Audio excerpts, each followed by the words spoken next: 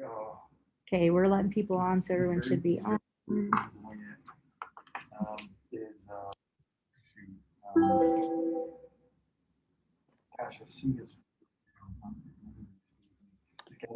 Welcome, everybody. We're just going to wait about a minute or so, get a few more people on, maybe 30 seconds.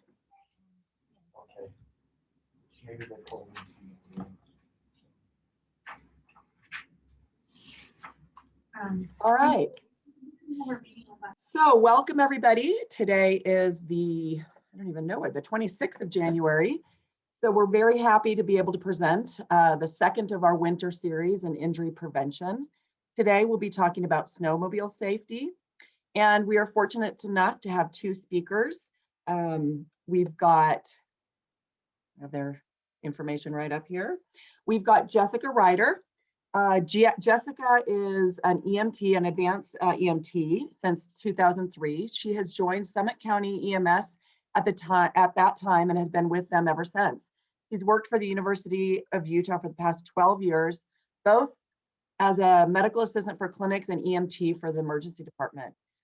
She has had many years of both volunteer and paid work. Her favorite experiences have definitely been rescuing out on the field and in the emergency department. So we're really happy to have Jessica, who is an experienced rider, and hear her viewpoint and experiences from the medical perspective. We once again have Chris Haler, you can correct me, Chris. Chris has worked for the State Department of Parks and Rec in the OHV program for longer than he can remember. We're pretty sure it's around 28 plus years. We've been fortunate to work with Chris on several injury prevention programs over the past year, and I'll let him introduce a little bit more about his background himself when he presents today. We have no disclosures today for any of our speakers or ourselves. Our next event will be February 9th. We will be talking about winter driving safety. We definitely have a great expert, Kristen Hoschauer from Zero Fatalities. We think there may be another person, but right now that's what we definitely have set. Our upcoming series to round out the winter is on February 23rd with Avalanche Safety, and then March 9th. We'll be talking generally about gun safety with a focus on the awareness of gun awareness during suicide. So we'll be finishing up and looking forward to our spring series and that equinox on March 21st. Again, you can receive contact hours and participation hours through this presentation. You need to make sure that you attend and participate in this presentation. Complete the end of presentation polling. That is the key to getting your hours. One contact hour will be awarded and certificates will be sent to participants within the week. So RNs are definitely approved, and other licensing boards, so EMT and other participants will get their participation certificate and can check with their professional board to make sure that that gets credited. A couple other things that trauma and injury prevention has been working on along with ONDT is the Intimate Partner Violence Primary Prevention Series. We are in a little bit of a break, but we start up again in February. This will be a symposium. It'll be a 3-hour symposium. We have multiple speakers for each presentation. The topics focus that we'll be focusing on in February will be culture change. So how to look at intimate partner violence in the variety of perspectives and viewpoints of different cultural experiences, and how you can implement primary prevention through that avenue. In March, we'll have a focus on communication. Again, how to communicate with our patients and community members to ultimately decrease intimate partner violence within the state of Utah. In April, we'll be focusing again on healthy relationships. And in May, that will end our year-long series, and we will have a year in review and hope to bring some panel discussion together during that time. Just as a reminder, we also have trauma and EMS grand rounds. The next one, and Jamie can correct me if I'm wrong, February 18th. She can send you the link if you'd like to make sure you get on that regular update of when they are. And EMS Grand Actually, Rounds. February 10th. Sorry, guys. Go February. ahead. It's February 10th. February 10th. Oh Perfect. no, sorry. EMS Grand Rounds is February 10th. Trauma Grand Rounds will be in March. Okay, we'll it's- update that so Jamie knows that one better. Thank you. You're And then welcome. we also have the Crisis of Cancer Care. We like to share what other departments are doing. And this is an absolute fabulous resource for everyone. So with all of that, I will stop sharing my screen and we'll head on to our first presenter.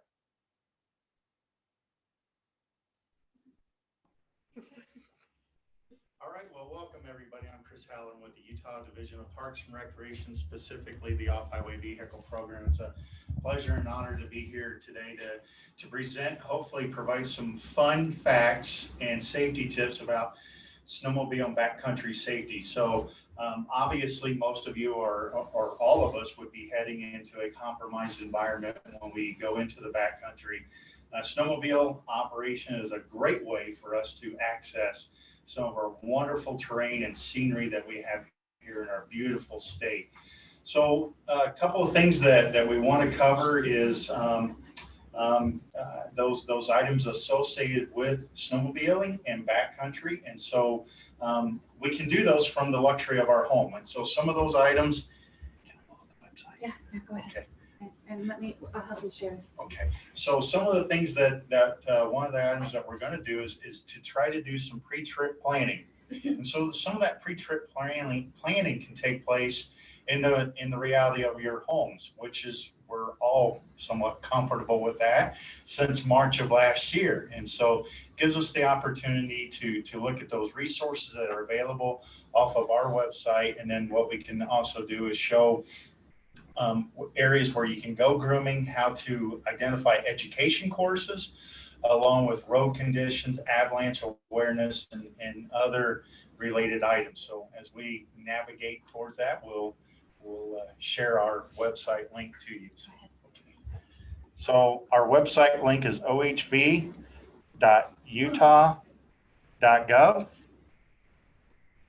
Once when you arrive on that homepage, you'll see a header off to the right-hand side and that discusses feature. And so underneath that feature tab, we have a lot of information associated around grooming reports, the avalanche forecast, and in addition to Trails 360. The Trails 360 is not really winter friendly. So I just want to highlight those two items.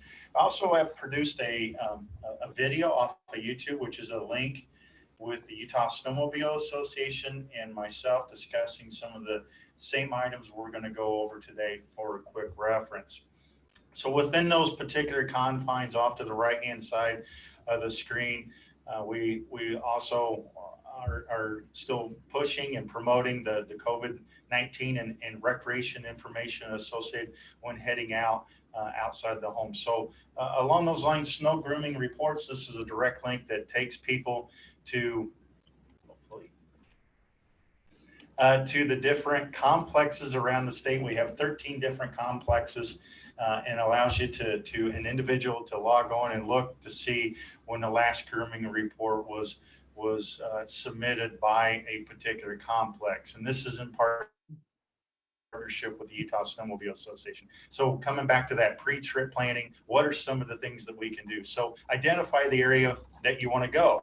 And then secondly, maybe I can get back there.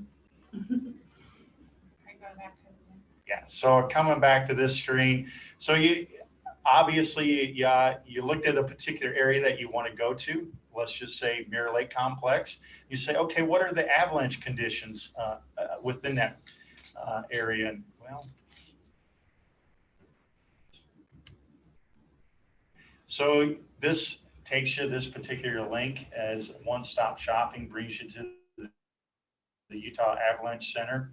This is a joint partnership between the Friends of the Utah Avalanche Center and the United States Forest Service. And so this information gives you a basic report associated. They produce reports on a daily basis. So once again, you're at step 2 of the 3 important items that you should be aware of before you leave the comforts of your home is where am I going? what are the conditions like that I'm going to? And then the third most important thing that we want to stress before you leave your home is making sure you have the appropriate safety gear. So got the information. And so as I kind of step back a little bit, I hope that my voice carries. And what I want to do is just go over some of the basic items associated with prevention and heading into the backcountry. And so part of that is having an avalanche beacon. Very important that you have an avalanche beacon, that you know how to use it, and that you also have backup batteries. Because how many of us have gone outside with a battery operated device and then the batteries are dead? Exactly. So be sure to carry some additional batteries. Another important item is a probe. The probe obviously would not be utilized on yourself. I need to probably throw that disclaimer out. But what it really does is it allows an individual to understand the depth associated within, if a person becomes buried within the avalanche. So the marks on the, and I don't know if you'll be able to see that or not, on the probe indicates the certain depth level of the probe and allows that to provide that information to our frontline people that arrive on scene. Chris, when you bring those up, do you want to just bring them a little bit closer to the camera? Absolutely, I can do that. So another item that we encourage people to carry is a shovel. It's a collapsible shovel, should fit very, very nicely into your backpack or other device on your snowmobile. If you have tunnel bags, we would encourage you to utilize those tunnel bags and mark those tunnel bags for different appropriate levels. For example, maybe a yellow is a first aid kit. A blue is for water and or food. Other items that you ride with within your group that would understand if something happens to yourself or if they are accessing another snowmobile, you have a consistent theme and you follow that theme and or that plan. Move along, some of the things that we may overlook. A whistle. You know, our voice can carry to a certain level, but a whistle will actually draw more attention. You might go, well, why a whistle, especially if you're on a motorized form of transportation? Well, eventually people do stop. And when they hear a whistle or other loud types of noises, they will oftentimes come, hopefully, to aid assistance. GPS unit, we encourage people to carry a GPS unit. Not only what that does is that may assist you as you communicate later on, should something happen, but it also allows you to follow those different types of snowmobile trails and or other locations that would assist should something happen. Flashlight, pretty darn important, allows you to see at night or in low light conditions. And so we recommend that the person carry a flashlight. Food and or water, very, very important. No, I'm not promoting Nature Valley, but I'm just saying, hey, here's something to consider. Hardtack candy is another item that an individual may want to consider. High protein, high content type food that would allow a person to make sure that they have enough energy to get them through for a period of time and or extended period of time.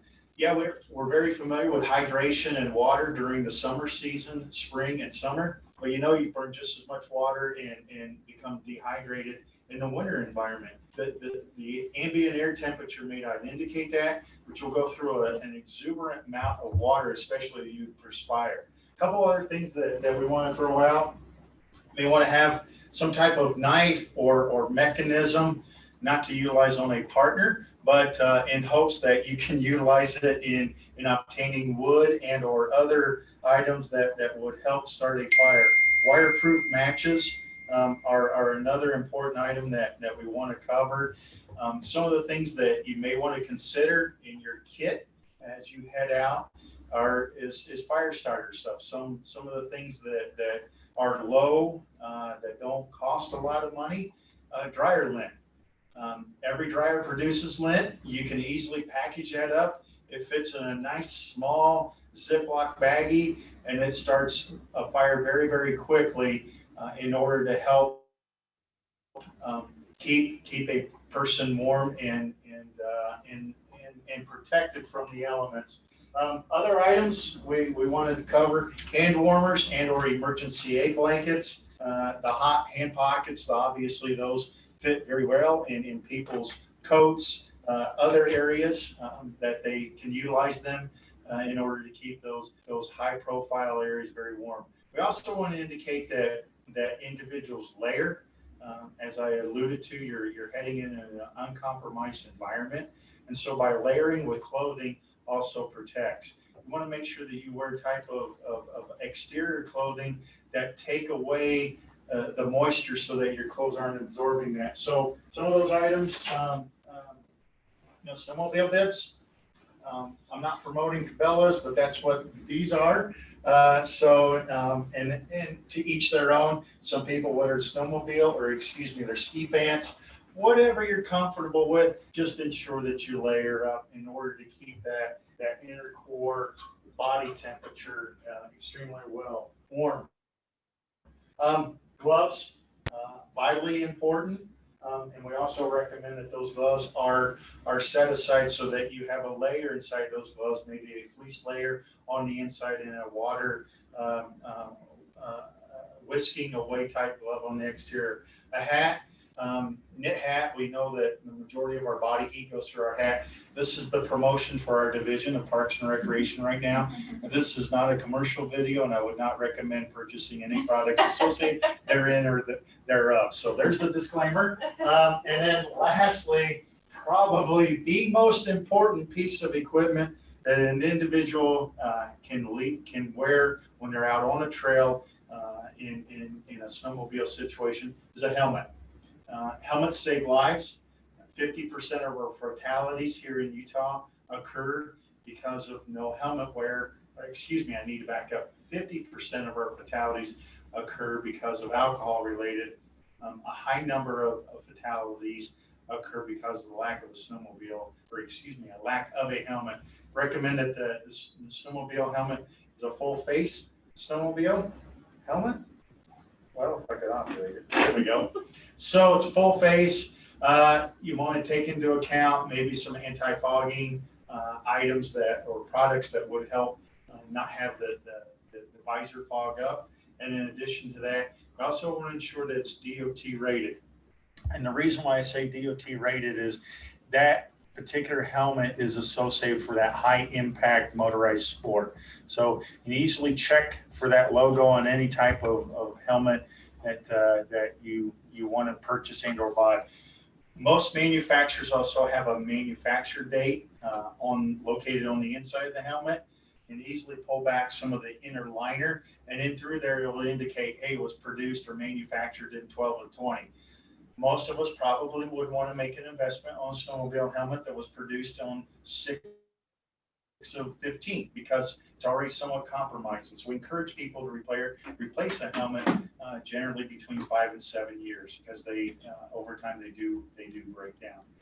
So those are some of the things that we encourage people to prepare themselves. Once again, those 3 items is know where you're going, understand where those type of conditions exist for avalanche in the backcountry, and third, have your personal protective gear ready to go. And you can honestly do all of this in the comfort of your home before you ever head out and have a wonderful experience in our backcountry. One final note that I did just briefly go over, on average, Utah has about 14 fatalities. 50% of those, or 7, are alcohol related. Same stiff penalties apply in operating a snowmobile as they do your motor vehicle or car at a 0.05 or an amount that causes you to not be in actual control of the vehicle. So just want to remind people of that. So with that, I'll turn some time over to Jessica. Okay.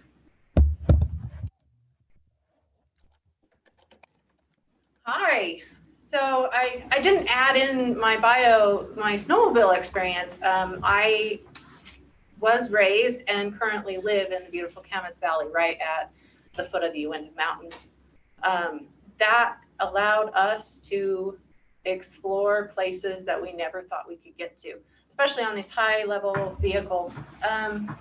I did not grow up on snowmobiles. My husband did, and that turned into our children growing up on snowmobiles. So over the years, lots of years, we've been out, had some mistakes happen, had wonderful times, and had some things really work out well. And our experience as a family has really evolved over the years. So I'm going to touch more on, once you've made those plans of going out into the great outdoors, what to take with you, what we see as first responders going out on a scene, and kind of incorporating that into what you take, what you might not want to take, and just having a great time and being able to come home safely. So let's start with a couple stories. Oh, I can take down my mask if I want to. This is good. So we started out snowmobiling forever ago, but we really were the ones that jumped on the back of our sleds and took off. We could leave from our yard, and there wasn't a lot of planning done. And it was great until something bad happens. One experience we had was one that kind of propelled me into EMS in the first place. And that was my husband going out with a friend, and they went snowmobiling, and it was going to be great. Well, about 4 hours into it, the friend comes running through my front door, and he says, "There's something wrong with your husband. You need to call 911. I don't know what's wrong with him." And this man, who is my husband, come wandering through the door, didn't know who I was, didn't know where he was, and frankly, wasn't quite sure who the guy was that was hauling him around and acting so strange. When in reality, it was Sam that was acting strange. Come to find out, they had decided to film themselves jumping their snowmobiles. How high can you go? How far can you go? Well, one of those didn't land. That was Sam. And he ended up endoing. And thank goodness he was wearing a helmet, knocked himself out, was able to regain consciousness after his friend ran over to him, tried to figure out what was going on with him. His friend had to continually remind him to come with him and convince him it was okay for him to come with his friend back down the mountain. And he had a broken arm. They didn't have any first aid equipment with them. They ended up splinting his arm with a tree limb and some fencing wire that they were able to find enough to wrap his arm with. And then they just convinced Sam that it was okay to follow them down the mountain, and they brought him to me.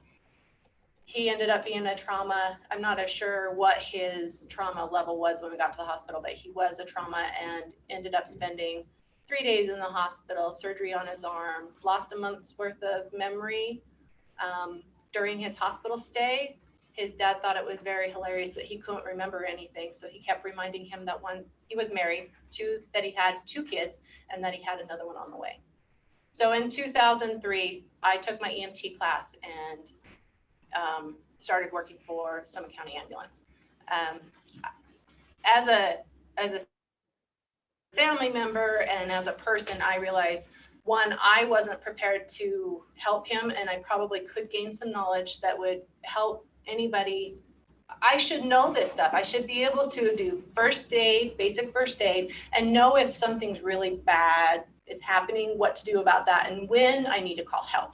So some things that people don't realize when they get on these machines, especially people that may be the first time they're getting on them, is how powerful these machines are. They are high-powered vehicles.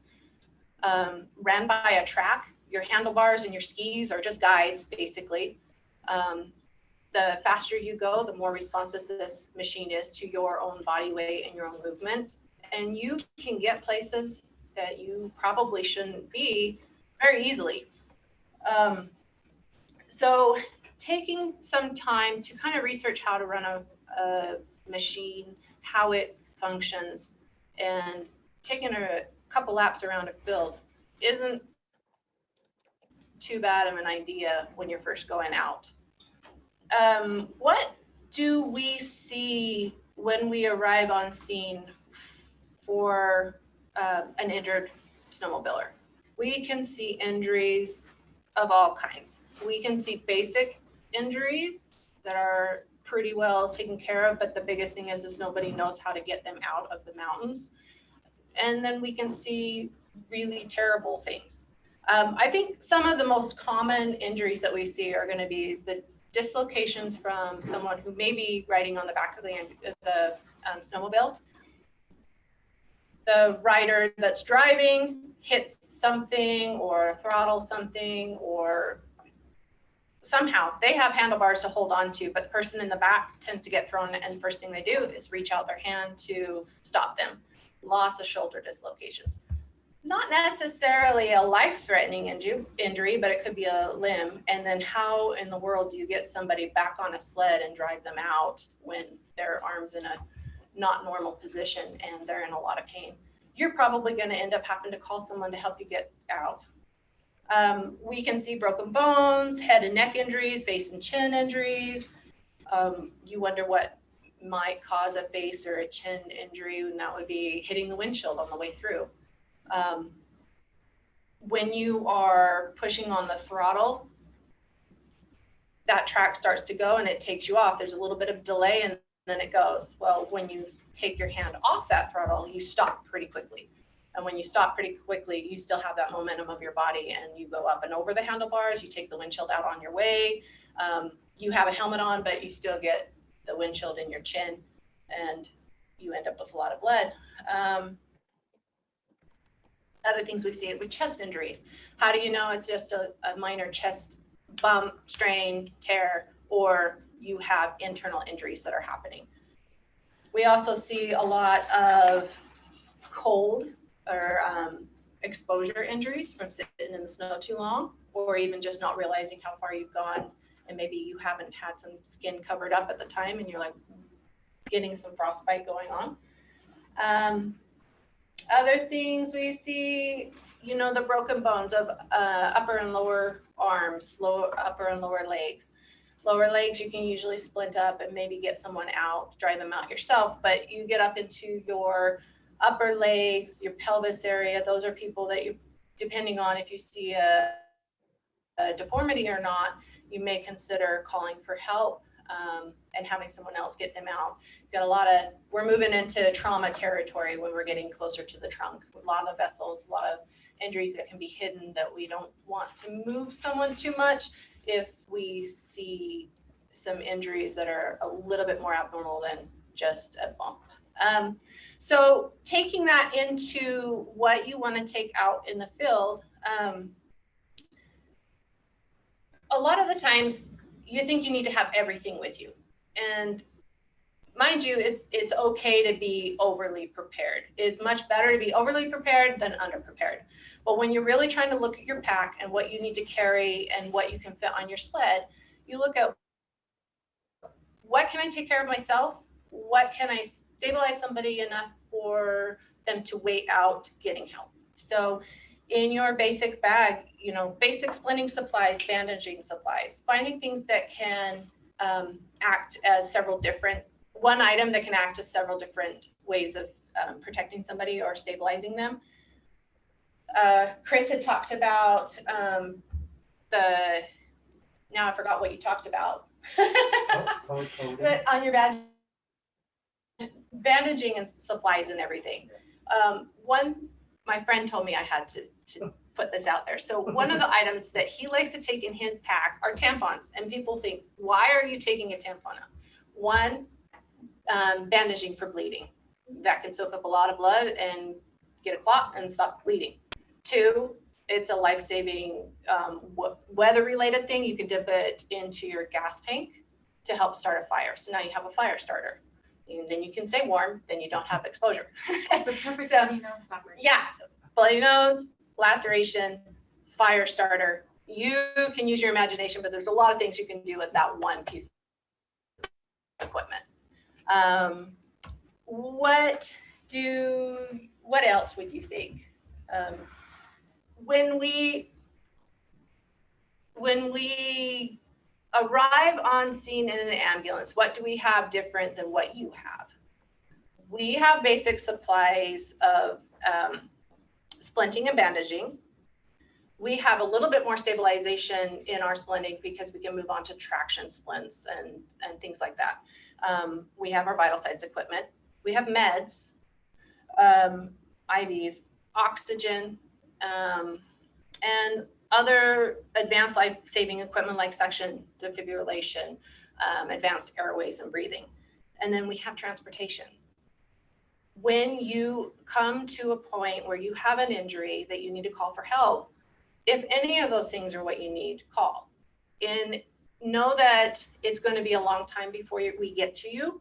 For one, we have probably like a 30-minute drive to get to you, depending on which canyon you're up. If you're up Beaver Canyon or Mirror Lake Canyon, or if you're up Wolf Creek, probably 30 minutes before we even get to the parking lot. So dispatch will automatically dispatch out an ambulance, search and rescue, and possibly a helicopter, depending on what kind of directions you can give them. It sounds like a lot, but we want everybody coming. We can cancel them if we don't need them. So saving time. I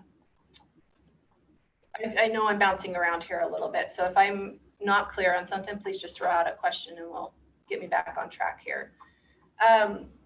So going back to your personal bag, basic splinting and bandaging, the next thing is communication. Chris talked about telling somebody where you're going and having that plan and sticking to it.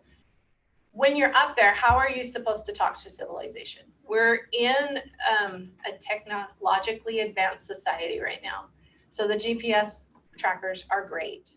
Spot, in reach, there's a bunch of them out there. They all have a little bit different function, but their core, giving a GPS coordinate of where you're at, being able to communicate with someone that you need help at the very basic, is one of the best things you can have out there with you.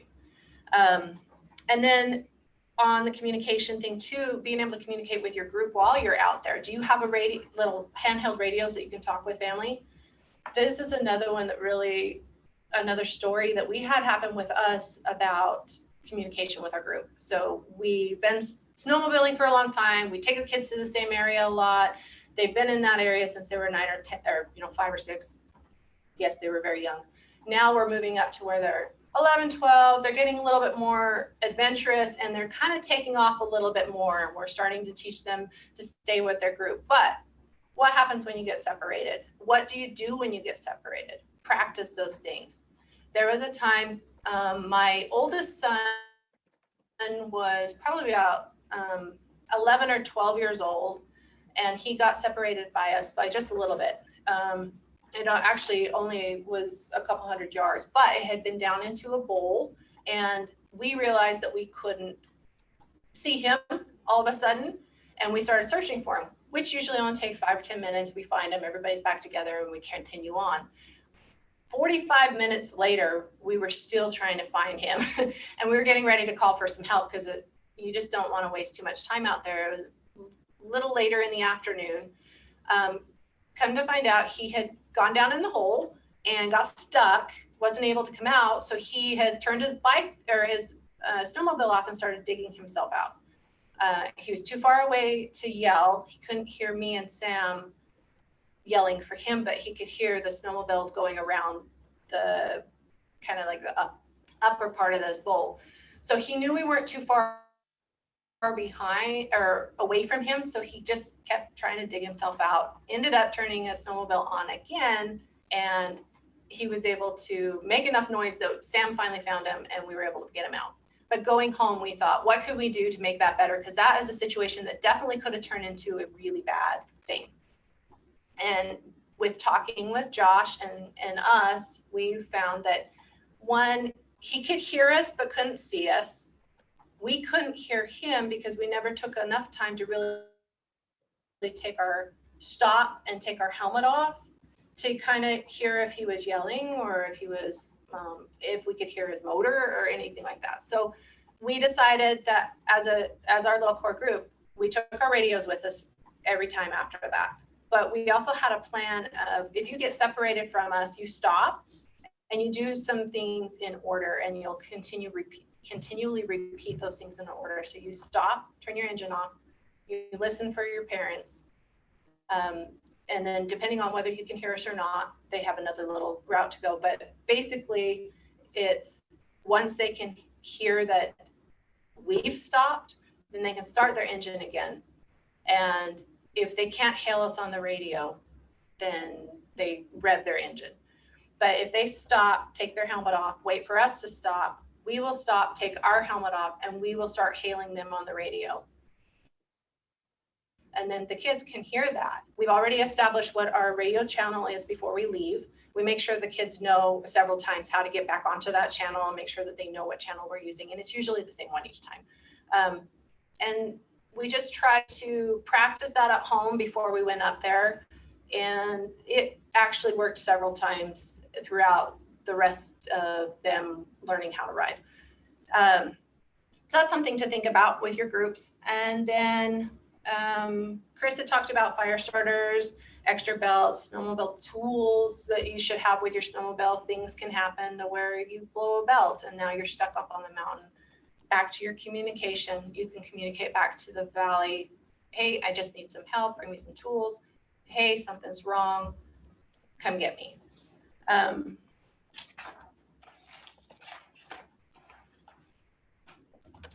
Let's see.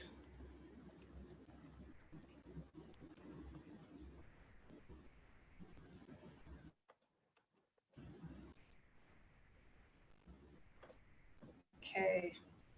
Does anybody have any questions so far? I haven't seen anything in the chat. Okay. What haven't we touched on yet?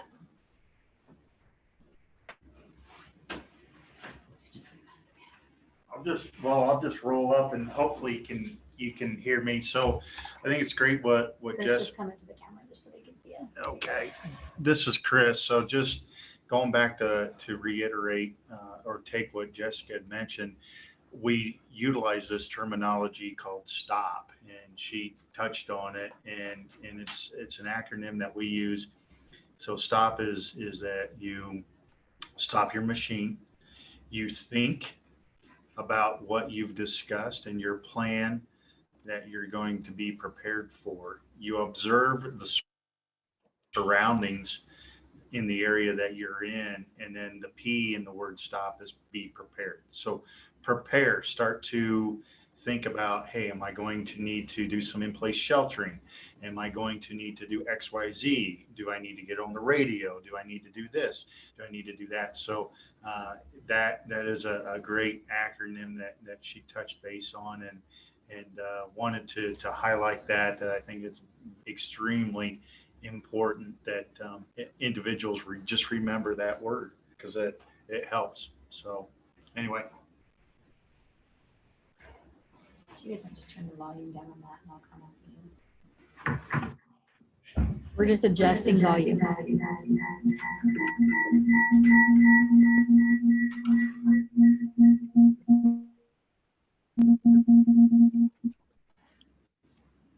All right, sorry. We are all kind of in the same conference room, so we are just helping to adjust volumes and dealing with technical difficulties. Does anybody have any questions for Chris or for Jessica? Anything you'd like to share, you're definitely welcome to come off mute, throw a question in the chat. Anything you'd like to do. I know snowmobile is something that I would like to do one day, so it's always good for me to hear these safety tips.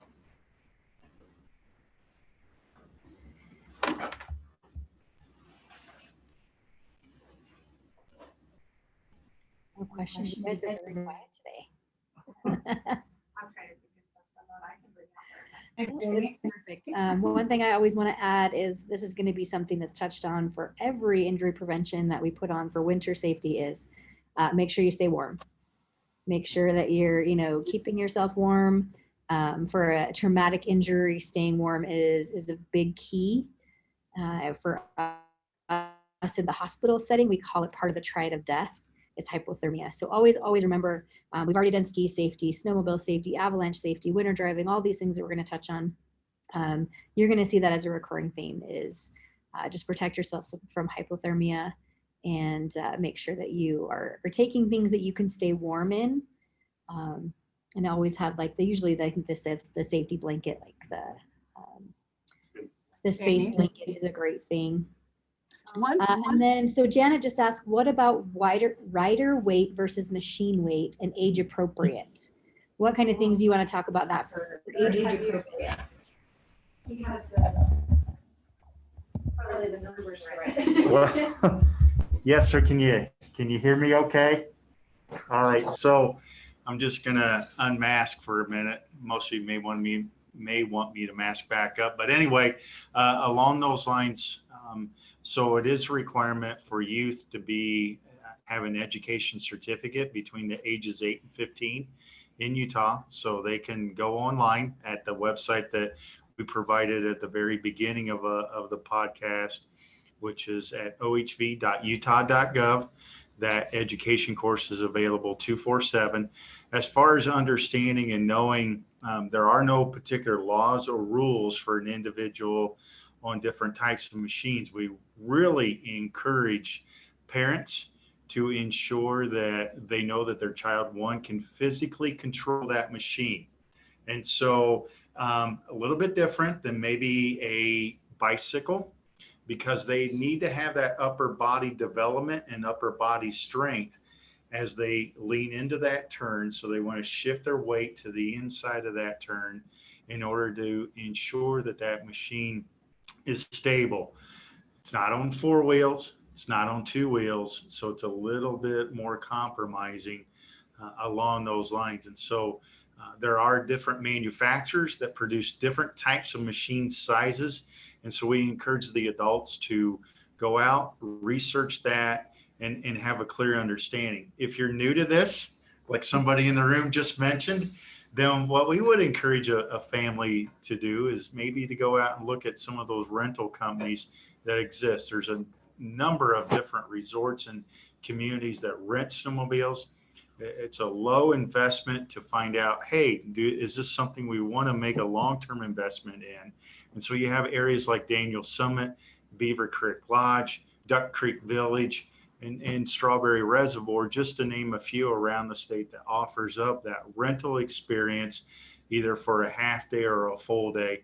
I'm sure you can also go for multiple day experiences. And so just something that maybe you'd want to consider. So Chris, another question was, can kids younger than 15 drive independently? So is there an age cutoff? There is. So yeah, they can operate independently. However, 2 things: they got to make sure they have an education course because they are below the age of 16. And then the other one, they need to be under direct adult supervision of a person 18 years of age. Obviously, going back to what Jessica touched base on, is we want to make sure that we're riding in partners and have that buddy system going on. So those are the 2 items that we encourage people to take into account. Okay. And one other question, what are your thoughts on the tunnel bag? I grew up always having my rescue gear attached to me at all times. So either one of you can answer that. Why don't you go ahead, Jessica? So I actually, I don't know where we're at here. I actually had this little discussion with my husband before I came.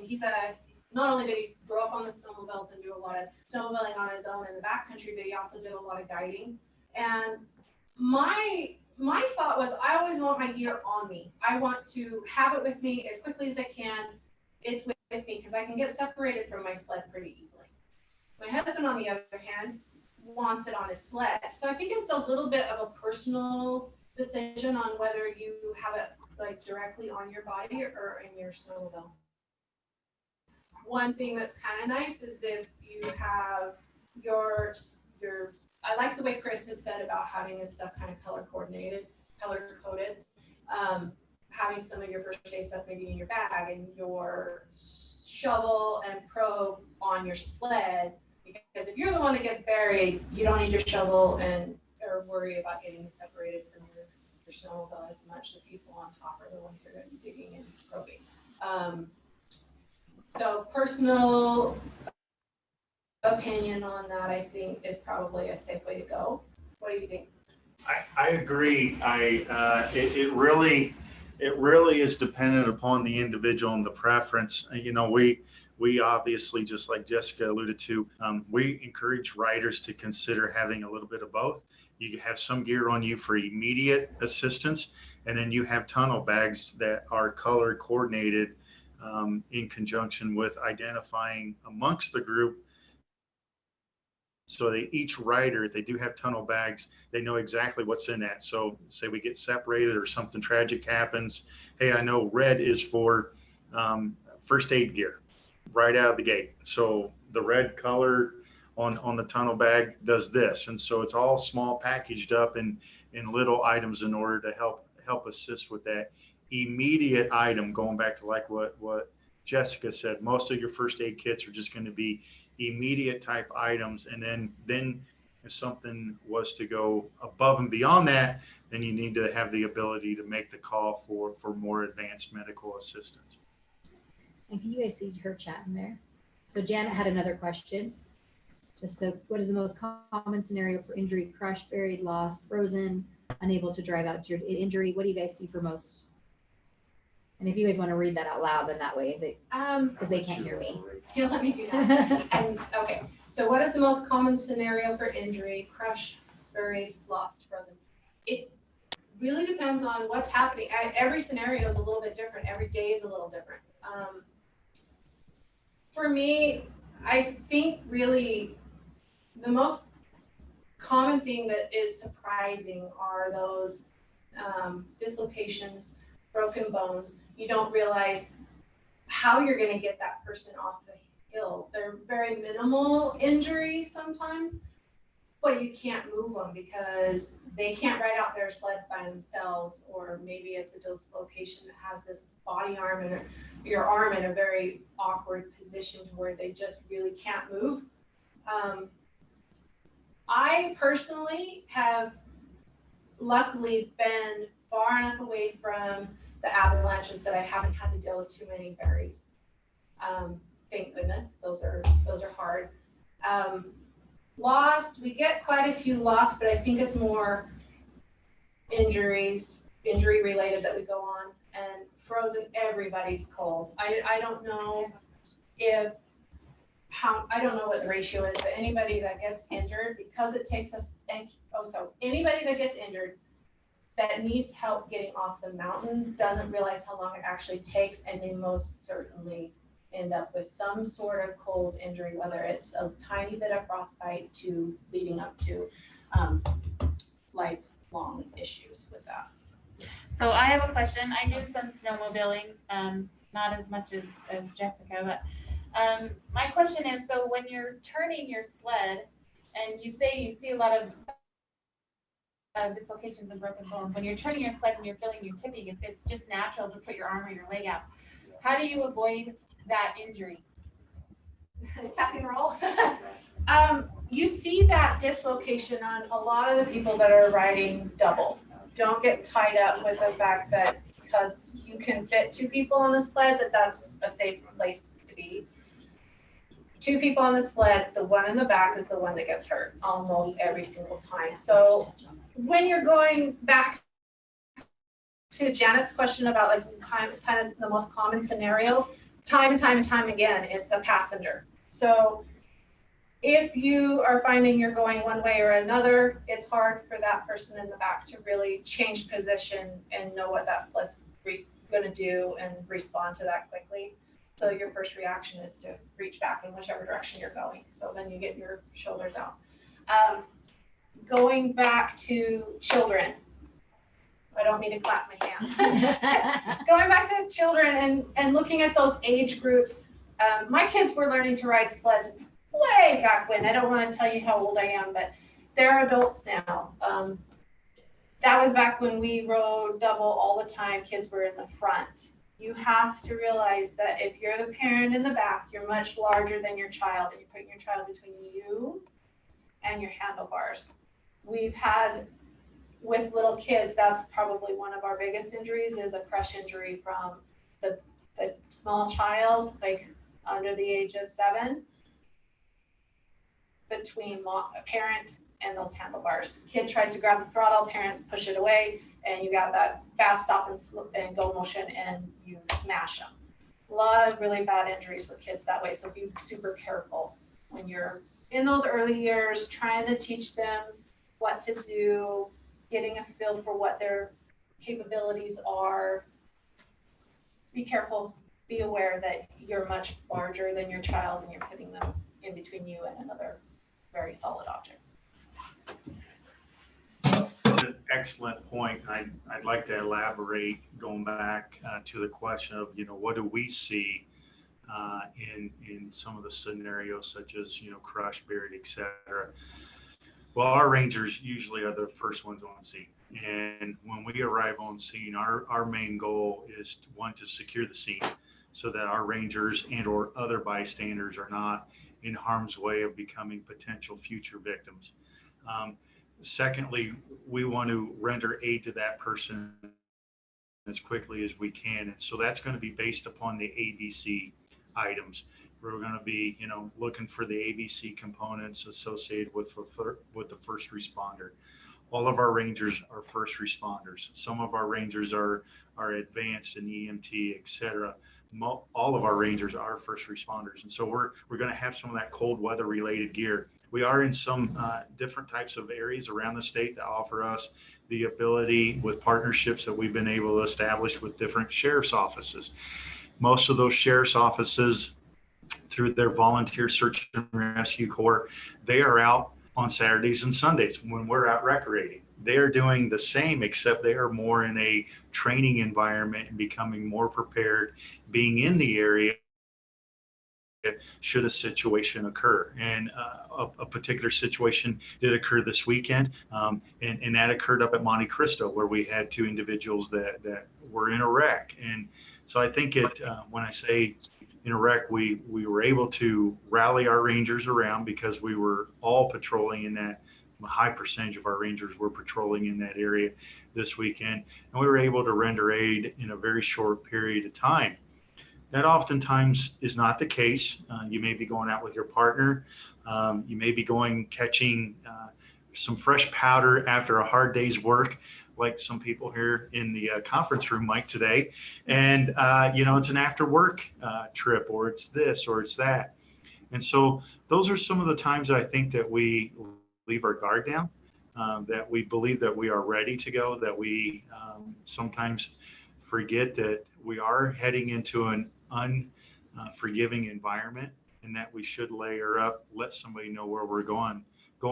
I talked a little bit about some of our reservoir areas when it comes to snowmobiling, and those you have Strawberry Reservoir, you have Flaming Gorge, Schofield, Fish Lake, et cetera. And so you have a lot of these reservoirs that sometimes we go boating on in the summer months, and then in the winter months they're iced over. So first and foremost, I just want to say, look, our division believes there is no such thing as safe ice. It doesn't exist. Some of you may have experiences that are, hey, I've been ice fishing in this area. It's 14, 18 inches thick. It's safe. I just really want to caution everybody that ice shifts. Wind causes ice to shift. There are a number of springs and other hazards that can appear whenever you're out operating on an ice situation. So I would encourage individuals to do some research work. Part of your kit, if you're heading into an area in which that potentially you're going to be crossing an ice area, that you have your gear that would allow you to climb out of that area, which could be ice tongs, that you know how to swim, that you have rope so that somebody in your party could throw that to you. A good piece of advice, that if you are headed into a water environment, they make throw bags that you can utilize on boats. Throw that in your snowmobile tunnel bag or on your person in order to help that situation should it arise. So I hope that covers a little bit of some additional information that may have come up along the way. And one other question was about the GPS apps for smartphones. What are they? Do you guys have some examples of things they can download? So some of the things that we use the Gaia. It's GIAI, I think it's called Gaia app. Works very well on with Macs, iPhones, iPads, etc. It's kind of state of the art. There's others that are out there. Another one, forgetting, we've used for years Nat Geo. That's another one we've used. I'm forgetting the name of the one that a lot of people utilize. It slips my mind. It must be part of that age thing.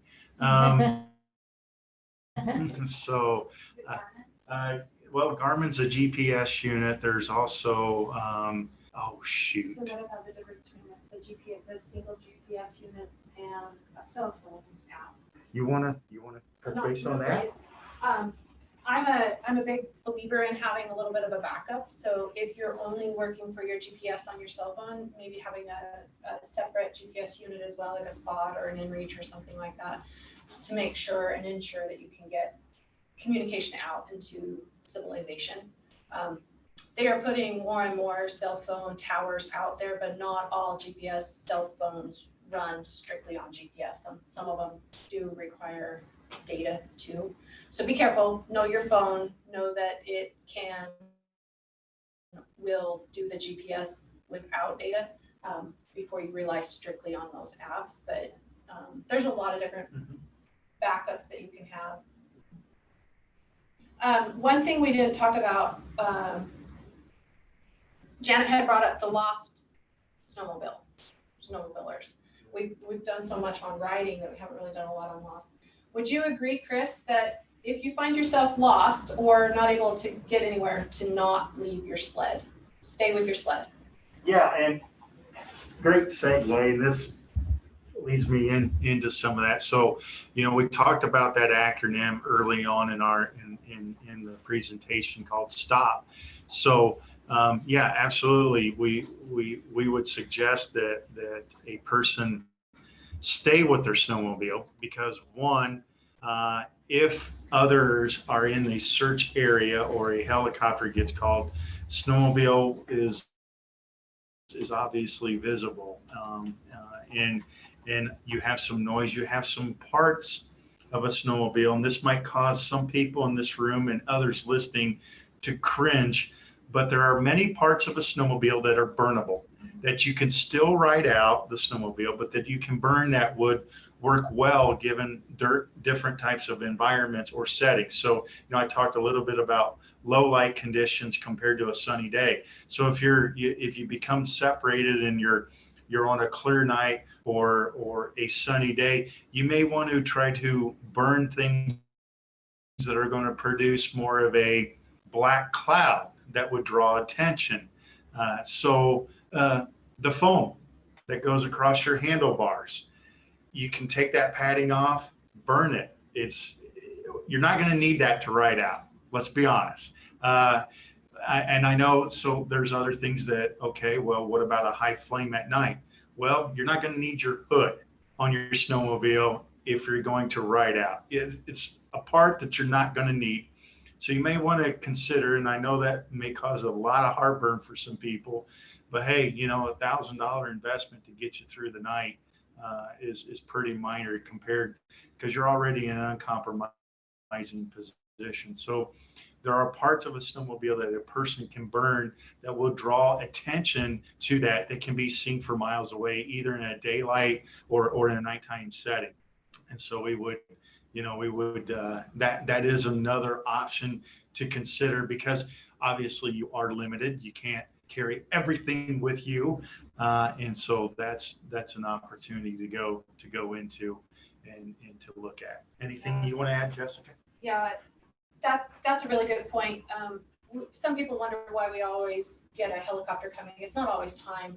Sometimes the DPS helicopters aren't available, or they're out somewhere else doing a search. And Airmed and Lifelight have been really awesome to be able to take a nice look, bird's eye view, and they can spot things that we can't see on the scene, down on the ground. So making that smoke when it's coming to life or death is not a bad idea to think about. Awesome. Any other questions? Looks like we're good in the chat. I want to take the time to thank you both for coming and joining us on this great topic. It was really interesting. You had a lot of insight. Linda, we can't hear you. Can't hear me? Can you hear me now? I seem to be on, I don't know what's on. Jamie, you want to take it? You turn your volume all the way down. I'll edit that. Where's the Sorry, it's tricky. Sorry. Jamie, you want to take it? Can you hear me now? Woo. Hold Okay. on 1 second. Okay, try it. Very good. Hopefully Oh, we everyone can't can hear hear Oh, no, I me. can't hear her. I think, can other people hear me on the I'm call? just send it out him. I can hear you. Say thanks to everybody. Okay, so I think it may just be the speaker at your end, but either way, if most people can hear She me, says that we can hear you. Oh, okay. I'm sorry. We're having some technical difficulties. So thank you everyone for joining us. It is 12:31. We will get your contact hour certificates to you if you've answered the poll questions Tell them if they didn't get it, just email us. And we'll out send it to them. by Tuesday. I will have those done by Tuesday in 1 week. If you weren't able to answer the poll questions, please send either Jamie, me, or Linda an email, and we can get you that contact hour certificate. That's all. And that's it. Thanks for joining us, and we hope to see you at our next injury prevention webinar. 2 weeks. Thank you.